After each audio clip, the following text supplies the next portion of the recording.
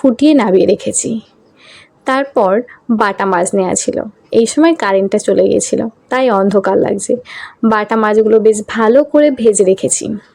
এবার পেঁয়াজ কলিটাকে ভাজবো আলু আর পেঁয়াজ দিয়ে। প্রথমে গরম তেলে 5 ফোড়ন আর শুকনো লঙ্কা দিয়ে দিয়েছি। তারপর আগে থেকে নুন হলুদ মাখিয়ে রাখা আলু, পেঁয়াজ কলি আর পেঁয়াজ কুচনো ছিল, কিছুটা মেখে রাখা ছিল, এবার সেগুলো দিয়ে দিয়েছি।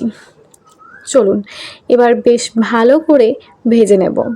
আমি স্বাদ মতো নুন আগে থেকেই দিয়ে দিয়েছি, তাই রান্নার সময় আর দিতে হয়নি।